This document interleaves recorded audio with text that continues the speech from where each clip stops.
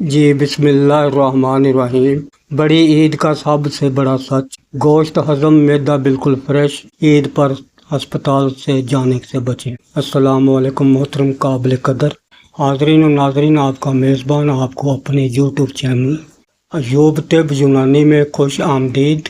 یونانی طب کے قدیم رازوں سے لایا ہوں آپ کی صحت کا ایک بہترین تحفہ۔ ویڈیو کو مکمل سنیں اور اس پر عمل کریں۔ تو شروع کرتے ہیں آج کے تحفہ کی بات۔ بڑی عید خوشیوں کا تہوار۔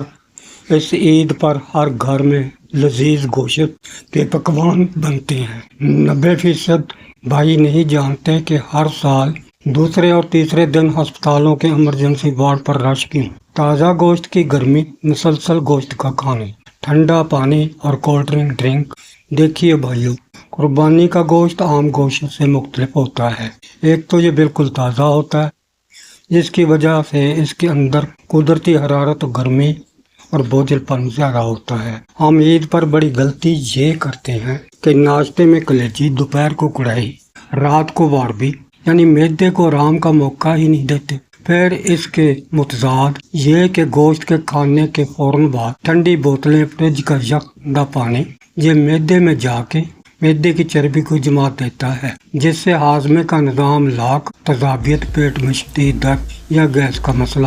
بھیا جی اب حل کی طرف۔ طب میں بھاری غذا کو ہضم کرنے کے لیے کچھ خاص وہ چیزیں جو گوشت کے بد اثرات کو کم کرتی ہیں، جیسے عید کا گوشت پکائیں، اس میں ادرک، لہسن، زیرہ اور کالی مرچ کا استعمال تھوڑا زیادہ کر لیں۔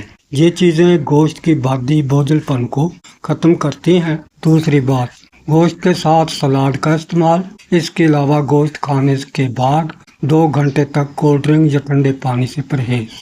گوشت کھانے کے 15 منٹ پہلے نمک، سیاہ، کالی مرچ اور پودینہ، سونف برابر وزن پاؤڈر بنا لیں۔ 1 گرام پانی سے 15 منٹ پہلے کھانا کھانے کے۔ میں گارنٹی دیتا ہوں گوشت ایسے ہضم ہوگا جیسے کچھ کھایا ہی نہیں، اور آپ کا معدہ بالکل ہلکا پھلکا رہے گا۔ تو میرے پیارے حاضرین و ناظرین، یہ تھا ایوب طب یونانی چینل اور یونانی طب کا سچ۔ امید ہے آج کی ویڈیو اچھی لگی ہوگی، تو اسے اپنے دوستوں اور فیملی کے ساتھ لائک اور شیئر ضرور کریں تاکہ ان معلومات سے ان کو بھی فائدہ ملے۔ مزید یونانی طب، گھریلو علاج اور قدرتی علاج کے لیے ویڈیوز کے لیے ایوب طب یونانی کو سبسکرائب کرنا نہ بھولنا۔ خصوصی گزارش آپ سب کی محبتوں کا شکریہ۔ اللہ تعالی ہم سب کا حامی و ناصر ہو۔ اب اپنے بھائی کو دیجیے اجازت۔ اللہ حافظ، فی امان اللہ۔